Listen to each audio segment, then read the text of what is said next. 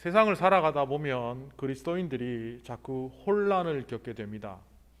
그 혼란을 겪는 요소는 내가 생각했던 하나님을 믿는 사람으로 하나님 뜻대로 살아보려고 각오했던 그것과 세상이 너무나 다르게 돌아가기 때문입니다. 비교적 정직하게 바르게 이익을 좇지 않고 의롭게 판단하며 결정하려고 해도 그렇게 살면 마치 바보가 되는 같은 그런 세상 속에 우리가 놓일 때가 자주 있기 때문입니다. 저랑 친하게 지내는 한 친구가 이렇게 말했습니다. 내가 비즈니스 하면서 성경대로 해보려고 했는데 결국 안 되더라. 그래서 나는 비즈니스 할 때는 비즈니스 방식대로 하고 또 교회에서 선교와 관련된 일, 신앙과 관련된 일을 할 때는 하나님 말씀대로 실천하려고 한다. 이렇게 얘기하는 것을 들은 적이 있습니다. 저는 그 친구의 이야기를 들으면서 마태복음 22장이 떠올랐습니다. 마태복음 22장에 헤롯 당파와 바리새파 사람들이 연합해서 예수님께 질문을 던졌습니다. 물론 이 질문의 의도는 예수님을 곤경에 빠뜨리기 위함이었습니다. 당시의 사람들도 해결할 길이 없는 하나의 문제를 갖고 있었는데 바로 그것을 예수님께 질문함으로 예수님도 곤경에 빠뜨릴 뿐만 아니라 그것으로 말미암아 예수님을 올무에 걸기 위함이었습니다. 마태복음 22장에 나오는 이야기는 이겁니다. 우리가 로마에게 세금을 내는 것이 온당합니까? 세금을 낸다는 것은 데나리온 화폐를 사용해야 하는 것인데 성전에서 성전세를 낼 때는 세켈이라는 화폐를 사용하고 세금을 낼 때는 로마 정부가 데나리온으로만 내게 하였기 때문에 어쩔 수 없이 내는데 그 화폐에는 로마 황제의 흉상이 있지 않습니까? 그렇다면 이 우상을 우리가 사용한다는 것이 옳습니까? 사실 이 이야기를 제대로 이해하기 위해서는 역사적인 배경을 좀 알 필요가 있습니다. 그때 찾아왔던 두 당파, 헤롯 당파와 바리새파 사람들은 도저히 연합할 수 없는 사람들입니다. 예수님 시대에 바리새파, 사두개파, 에세네파 그리고 열심당파라고 하는 젤롯 당파 사람들이 있었고 거기에 당파라고 하기에는 보잘것없는 헤롯 지지자들로 구성된 헤롯 당파가 있었습니다. 이 당파를 다 알 필요는 없지만 바리새파 사람들은 반로마주의자들이었습니다. 그래서 가능하면 로마의 데나리온 화폐를 사용하지 말자는 쪽입니다. 반면 헤롯 당파는 적극적인 친로마파입니다. 그러니까 세금 내는 게 뭐 나쁘냐? 그리고 이건 우상이 아니라 그냥 화폐일 뿐이다. 친로마의 편에 들어서서 모든 것을 그냥 그렇게 하자는 거니까 결국 두 사람이 연합할 수 없습니다. 그런데 왜 이 두 사람이 연합해서 왔을까요? 예수님이 바치지 마라 그러면 로마의 반정부적인 태도를 취하네 헤롯 당파가 고발하면 됩니다. 반면 바쳐라 하면 어떻게 되겠습니까? 바리새파를 비롯하여 젤롯 당파를 비롯하여 당시에 많은 유대인들이 아니 선지자라고 여겨지는 예수라는 사람이 친로마적인 정책을 취한다? 아우 저 사람 못 쓰겠네. 지지를 철회하는 일들이 일어날 거라고 했기 때문에 이렇게 답하던 저렇게 답하던 올무에 빠지게 되어 있는 거죠. 이 사건을 조금 더 이해하기 위하여 역사적 배경으로 들어가 보면 예수님 시대 이전에 로마 통치 아래에 있던 그 가나안 땅, 팔레스타인 땅에 독립운동이 일어난 적이 있습니다. 갈릴리 출신의 한 사람, 열심당파 사람인데 이 사람을 통하여 독립운동이 전개되었습니다. 그의 이름은 유다라고 일컬어지는데요. 정확히 이름도 누군지 모릅니다. 갈릴레 지역의 유다라는 사람과 그 일당들을 통해서 독립운동이 일어났는데 이것은 실패로 끝났지만 많은 사람들에게 영향을 주었습니다. 그 캐치프레이즈가 두 가지였습니다. 하나는 세금을 못 내겠다. 그리고 하나님은 왕이다. 그런데 이거는 실제로 두 개가 아니라 하나입니다. 하나님은 홀로 유대인의 통치자시고 그 통치자인 하나님을 인정할 때 우리는 로마 황제를 인정할 수 없고 더더욱 그의 흉상이 새겨진 데나리온 화폐로 세금을 낼 수가 없다. 사실 예수님이 어린 시절에 헤롯 대왕이라는 사람이 이 유대 전체를 통치하고 있을 때는 이런 문제가 없었습니다. 그냥 세켈로 받아갖고 왕이 보낼 때 로마 정부에 데나리온으로 보내면 되기 때문입니다. 그런데 이 헤롯 대왕의 사후에 이 나라는 세 개로 나뉘어지죠. 특별히 유대 지역을 통치했던 헤롯의 후손이 있는데 아켈라오입니다. 근데 이 아켈라오가 통치를 너무 못해갖고 로마 황제가 그 땅을 뺏어버립니다. 너는 왕 하지 마. 헤롯 안티파스는 갈릴리를 통치하고 있었지만, 헤롯 빌립은 데가볼리를 통치하고 있었지만, 이 남쪽 유다는 땅을 뺏어버리고 황제의 직속 수하인 총독을 보내었습니다. 우리가 그 알고 있는 여러 사람들이 열거되죠. 오늘 성경에 등장하는 베스도, 벨릭스, 이런 사람들이 바로 황제의 직속 총독들입니다. 그러다 보니 황제의 직할지에서는 데나리온 화폐를 통하여 직접 세금을 내게 되어 있습니다. 그 중에서도 주민세라고 일컬어지는 그 세금은 직접 내어야만 가능했습니다. 이러다 보니 유대 땅에서는 반감이 이만저만이 아닙니다. 바리새파 사람들은 신앙적으로 볼 때는 바치지 마라 라고 말하고 싶지만, 그랬다가는 목숨이 달아날 것 같은 두려움이 있기 때문에 겉으로는 함부로 반대도 못하고 속으로만 끙끙 앓으며 유야무야 살아가고 있는 사람들입니다. 그런데 예수님이 그들을 보시면서 그렇게 말씀하시죠. 너희들이 나를 시험하려고 이 질문을 던졌구나. 그리고 화폐를 가져오라고 합니다. 은 데나리온 화폐를 보면서 이것이 누구의 것이냐. 그때 사람들은 형상이, 누구의 형상이 새겨져 있느냐, 그것을 묻는 줄 알고 가이사의 것입니다, 황제의 것입니다 라고 대답할 때 예수님이 이렇게 말합니다. 그렇게 생각하느냐? 이것이 가이사의 것이라고 생각하느냐? 그렇다면 가이사의 것은 가이사에게, 하나님의 것은 하나님에 바치면 되지 않겠느냐. 이 이야기를 듣고 바리새파와 헤롯 당파 사람들은 깜짝 놀랍니다. 너무나 지혜롭다. 두 개의 올무 속에 그 어디에도 걸리지 않았기 때문에 지혜롭다는 측면에서 감탄한 것이 아닙니다. 사실 여기에는 구약의 신학적 배경이 있습니다. 그게 뭐냐 하면, 구약 성경 통틀어서 그들에게 전해 내려오는 것은 여호와만이 이 땅의 온전한 주인이라는 겁니다. 이 세상 만물의 주인은 하나님이시라는 겁니다. 그런데 그들이 잠시 그것을 잊어버렸습니다. 로마의 압제 밑에서 로마가 하나님보다 더 위대해 보이고, 하나님도 우리를 못 도우시는데 로마는 우리를 죽일 수 있고, 그러니까 거기에 굴복한 채 살았는데 예수님의 그 메시지, 가이사의 것이라고 생각하면 가이사에게 바쳐라, 그러나 하나님의 것은 이 세상 모든 것이다 라는 메시지를 그들이 깨달았을 때 그들은 놀랄 수밖에 없었습니다. 왜냐하면 그들 또한 이 세상의 주인은, 만유의 주제는 하나님이시라는 것을 마음속에 갖고 있었기 때문입니다. 자, 여러분들은 어떻습니까? 제가 친하게 지내는 그 비즈니스하는 친구의 말은 어떻습니까?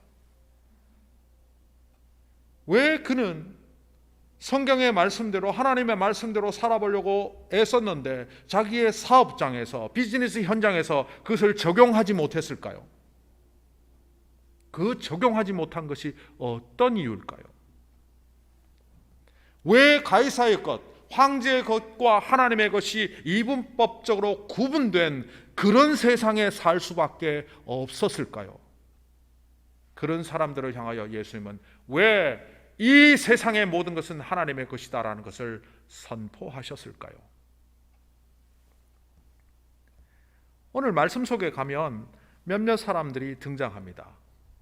당시에 총독이라는 베스도가 등장합니다. 베스도가 총독되고 부임을 하니까 당시에 북쪽 지역은 아그리빠 2세가 통치하고 있었습니다. 좀 전에도 설명드렸던 것처럼 유대 땅은 세 개의 큰 영역으로 구분됩니다. 갈릴리 지역, 북부 지역, 유대 땅이라고 일컫은 남부 지역, 그리고 갈릴리 지역의 동편에 있는 데가볼리, 데카폴리스라고 해서 10개의 신도시를 개척했습니다. 데가볼리라고 하면 그 군대 귀신 들린 자를 고쳐주셨던 예수님의 사역이 일어났던 지역으로 유명하죠. 그런데 이 북쪽 지역은 정리가 되었습니다. 그래서 아그리파 2세가 데카폴리스와 갈릴레아 지역을 통치하고 있었을 뿐만 아니라 이 유대 지역을 총독이 관할하고 있었지만 이 유대 땅 안에서도 일어나는 종교와 관련된 것은 아그리파 2세가 주권을 갖고 있었습니다. 이른바 대제사장 임명권 같은 것 말입니다. 산헤드린 공회 의장 임명권 같은 것은 왕이 갖고 있었습니다. 대제사장을 임명할 시기도 되었고 또한 새로운 총독이 왔다고 하니 아그리파 2세가 방문을 했습니다. 이 아그리파 2세는 사도행전 12장에 나오는 사도 야고보를 죽이고 벌레 먹어 죽었다라는 그 이상한 질병으로 죽었다는 그 아그리파 1세의 아들입니다. 그런데 그 아그리파 1세의 또 다른 자녀가 있다면 오늘 성경에 나오는 버니게입니다. 벨릭스의 아내였던 드루실라도 이 아그리파 1세의 자녀이기도 합니다. 각설하고 오늘 아그리파라고 나와 있는 이 2세 아그리파 왕과 버니게는 마치 부부처럼 나오지 않습니까? 자매인데 부부입니다. 그들이 거창하게 왕으로 왕비처럼 등장했지만 이들은 남매지간에 근친상간하는 음란한 부부입니다. 버니게라는 사람을 역사 속에서 찾아보면 이 사람은 본래 다른 곳에 시집 갔다가 다시 돌아옵니다.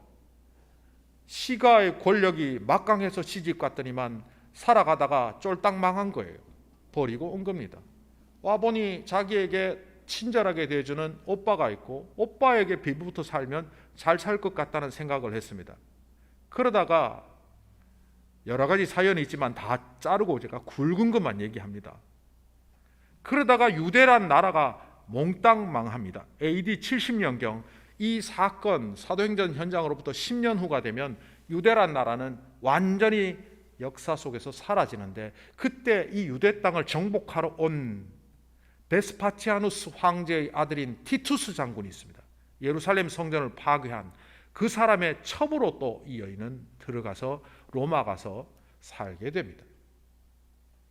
겉으로 볼 때 왕비요 왕이요 대단한 위험을 지는 것처럼 보이지만 여동생을 아내로 취하고 불법적인 수단을 통하여 대제사장을 임명하는 등 뇌물을 잘 받는 아그리파 2세와 그의 여동생이자 아내인 히데의 간녀, 역사 속에서 그렇게 평가받습니다.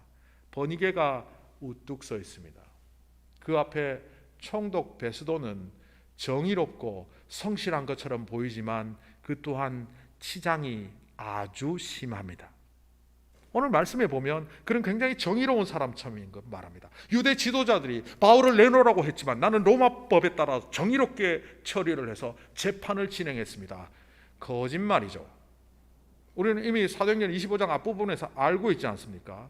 바울을 설득해서 로마 시민권자니까 함부로 보낼 수는 없고 그를 설득해서 유대 지도자들에게 넘기려고 했는데 바울이 거절을 하며 나를 황제의 법정으로 보내주시오 하는 바람에 어쩔 수 없이 진행했음에도 불구하고 마치 자기가 공명정대한 사람이기 때문에 일을 그렇게 처리했다 그렇게 말하고 있는 겁니다. 게다가 뭐라고 말합니까? 오늘 성경에 자세히 읽어보면 그게 보입니다. 이 사람은요 벨릭스와 자기를 차별화시킵니다. 고발할 죄목을 늘어놓았지만 하나도 악한 일을 찾을 수가 없었습니다. 또 자기가 부임하고 바로 이튿날부터 재판을 진행했고 그 사람들이 유대 지도자들이 가이사랴로 왔을 때도 바로 진행했습니다. 저는 이렇게 부지런하고 정의롭고 일을 잘 처리하는 유능한 사람입니다 라고 자기 과장을 굉장히 많이 하는 모습이 오늘 성경에 곳곳에서 드러납니다.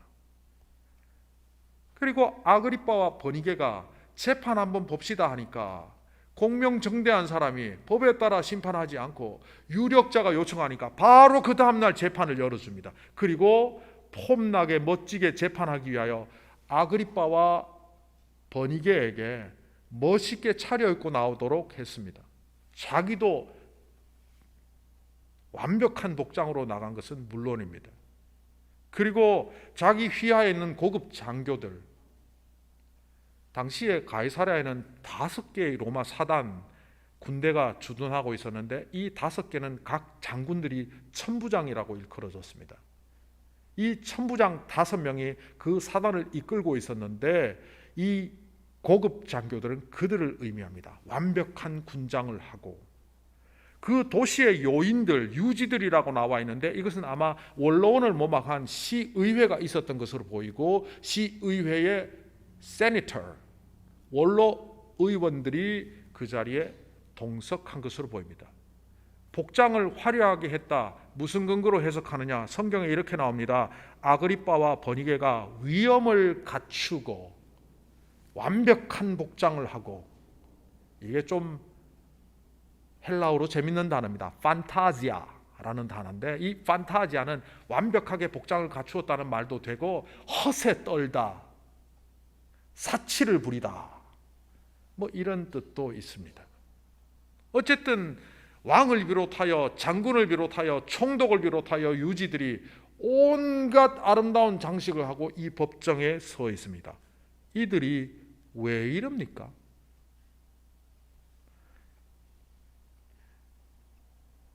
역사 속에서 찾아보면 이 베스도 총독은 부임한 지 2년 만에 죽습니다. 그리고 좀 전에 말씀드린 것처럼 아그리빠와 버니게는 남매지간인데 불륜관계입니다. 게다가 아그리빠는 유대 최후의 왕이 됩니다. 그리고 이 시의회 의원들은 이 유대 독립전쟁 때 가이사랴가 기지가 되면서 시의회가 해산되어서 이들은 흔적도 없이 사라지는 자들입니다. 자기의 인생이 어떻게 갈지도 모르고 자기의 윗세를 떨고 있는 이 모습이 가관입니다. 반면 그들이 불러내온 오늘 말씀 속에서는 말 한마디 하지 않는 한 사람이 있다면 그가 바로 바울입니다. 논리정연하게 여러 가지 말을 쏟아내는 베스도와 또 자기 의견을 분명하게 제시하는 아그리빠 왕에 비하여 오늘 말씀 속에 등장하는 바울은 말 한마디, 영국으로 따지면 대사 한마디 없습니다. 그리고 등장하는 그의 모습은 어떠합니까? 2년 동안 옥살이를 했습니다. 머리카락 수염 함부로 자랐을 것입니다. 아니군요. 죄송합니다마는 성경의 유명한 2대 대머리 중에 한 사람이 전성에 따르면 바울입니다. 머리카락은 없었겠네요. 그는 키가 작고 전성에 따르면 매부리 코에 외모는 그렇게 훌륭한 편이 아니었던 것으로 봅니다. 다리도 약간 굽었다는 전성도 있는 걸 보면 그가 상당히 볼품없는 외모를 지녔던 것으로 보입니다. 게다가 그가 입고 있는 옷은 그 위에 서 있는 고관 대작들에 비하면 볼품없는 낡은 옷을 입고 있었을 겁니다. 2년 동안 감옥살이하며 영양 상태도 핍절해서 피부는 아주 흉한 상태였을 것이고요. 하나님은 왜 그 화려한 고관 대작들 앞에 이 바울을 세운 걸까요? 그 이유는 다음 주에 밝혀집니다. 다음 주에 이 바울이 하는 말을 들어보면 오늘 이 말씀 속에 등장하는 바울의 표정을 예측할 수 있습니다. 당당했을 것입니다. 겉과 속이 일치했을 것입니다. 내가 비록 옷은 겉으로 보이는 외모는 볼품없지만 내 안에 계신 그리스도께서 내가 갖고 있는 하나님의 능력이 그 사람의 아우라를 만들어냈을 겁니다. 표정은 밝았을 것이고 그래서 사람들은 깜짝 놀랐을 것입니다. 어찌 저 사람이 2년 동안 감목살이 한 사람이 저런 표정이지? 저런 느낌이지? 저런 당당함이 어디서 나오는 걸까?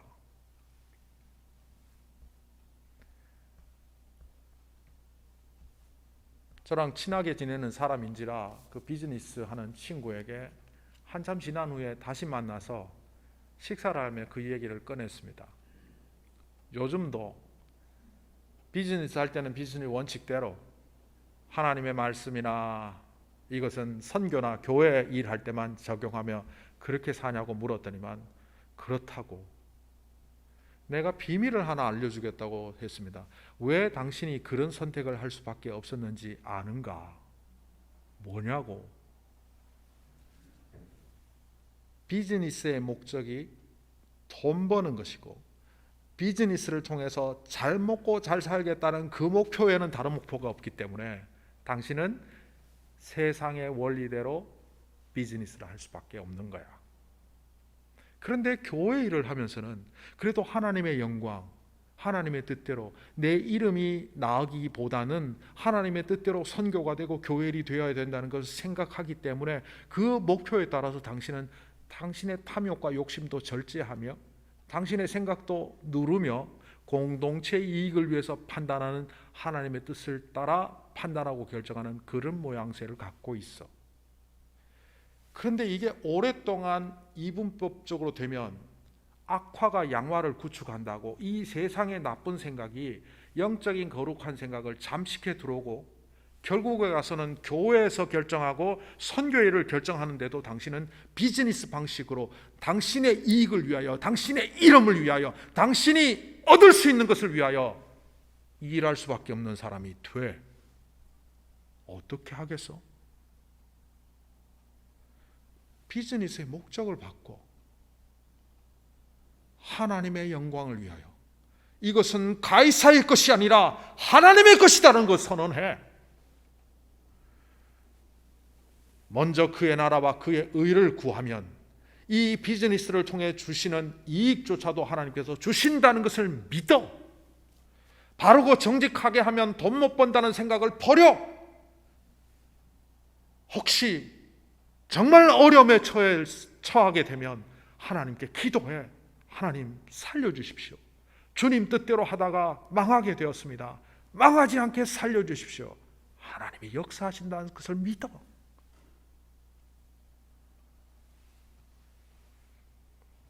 이게 10년 전 이야기입니다. 그 친구는 지금 자기의 사업에 자기에게 돌아오는 몫의 5%를 떼내었습니다. 선교를 위해서. 단순히 금액을 떼내는 것에 국한되지 않고 하나하나 직원들을 대하는 태도도 바꾸었습니다. 그전에는 일 잘하는 직원 월급 더 주고 일 못하면 쫓아내고 누가 내 마음에 드는지를 늘 보던 사장이었는데 지금은 한 사람 한 사람을 귀하게 여기며 그 한 사람을 좋은 일구로 만들기 위하여 수고하는 사장이 되었습니다. 이 기업의 이익을 일구기 위하여 수단과 방법을 가리지 않았던 그 방법을 접고 바르고 정직하게 하나님이 보시면 이것을 어떻게 평가하실까에 집중하며 하나하나 고쳐가다 보니 어느새 기업의 사이즈가 5배 이상 커졌습니다. 지금은 자기를 사장이라고 말하는 직함을 떼어버렸습니다. 책임자. 농담 삼아 그렇게 얘기합니다. 나쁜 손님이 와서 사장 나와! 그러면 나갈 사람이 없대요.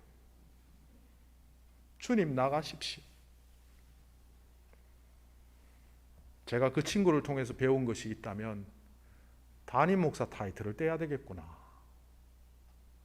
제가 그 친구가 그렇게 하는 모습을 보면서 생각했던 것이 그겁니다. 아, 우리 교회를 책임지시는 분은 주님이시구나. 내가 주님을 돕는 사역을 해야 되겠구나. 주님의 것과 황제의 것은 구분되지 않습니다. 정확하게 말하면 황제의 것이 있습니다. 그러나 그것마저도 주님의 것입니다. 아무리 기도해도 응답되지 않고 아무리 내가 하나님의 뜻대로 해보려고 해도 안 되는 것이 있다고 말하지 마십시오. 여전히 그 안에 숨겨져 있는 여러분의 탐욕과 이익을 추구하고자 하는 마음과 여러분 자신을 위한 생각이 있기 때문에 하나님의 뜻대로 움직이지 않습니다. 바울은 남루한 복장으로, 거기에 서 있는 사람들은 판타지아, 위험 있는 복장으로 서 있었지만 진정한 영광이 드러나는 사람은 바로 그 자리에 바울이었다는 것을 기억하십시오.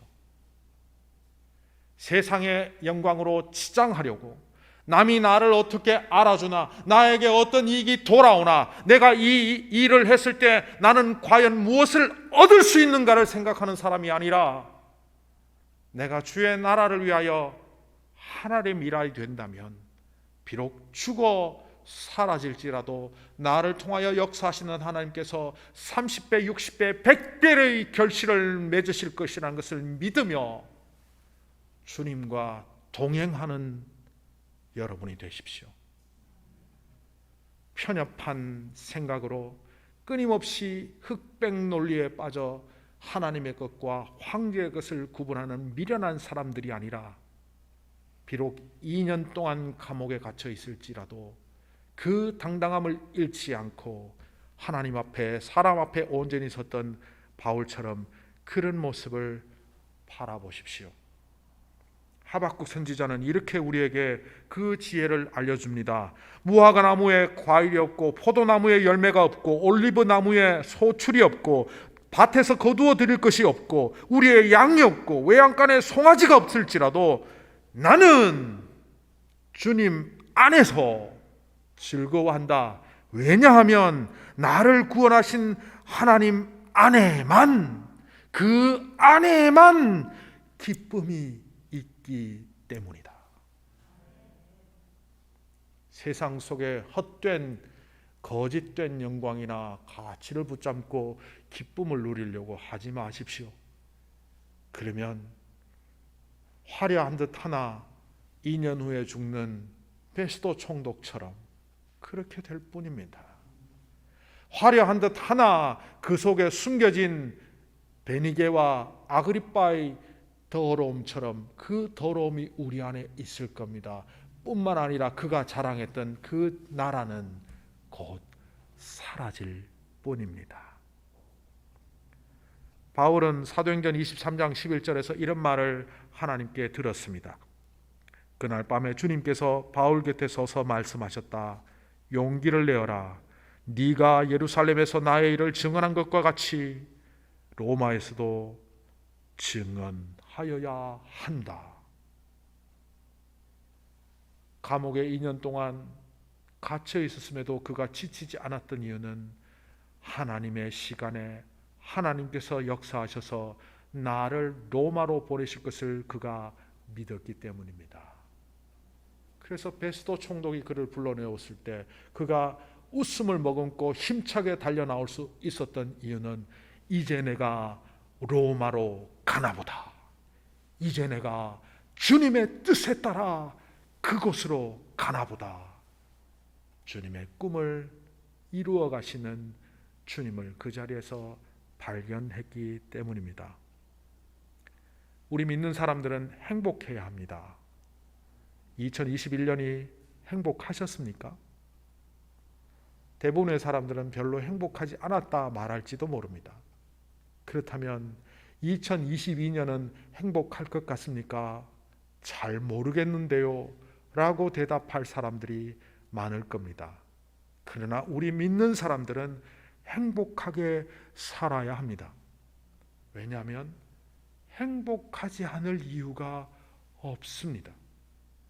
돌아보면 작년 3월에 완공된 예배당에 그렇게 노력하고 애썼음에도 입당하지 못하는 시간이었지만, 가정에서도 사업장에서도 내가 계획하고 꿈꿨던 일들이 우리 성도들 가정에서도 이루어지지 못하고 어려움 가운데 처한 사람들이 많이 있지만, 심지어는 생각지도 못했던 질병이 생겨 투병하며 오랫동안 치료받는 그 자리에 있는 성도들도 있지만, 이 모든 상황 속에서도 나와 함께 하시는 그 동행하시는 주님을 발견한다면, 질병은 하나님의 것이 아니고 사업이 문 닫는 것은 하나님의 것이 아니고 성공만이 하나님의 것이라고 생각하는 이 편협한 마음을 버리고 이 모든 상황 속에서 역사하시는 하나님의 능력과 일을 목도하며 걸어가는 2022년이 되기 때문에 이 시간에 저와 여러분은 행복할 수밖에 없습니다. 주님이 주시는 행복 가운데 2022년을 힘차게 걸어가는 우리 모두가 되기를 간절히 소망합니다.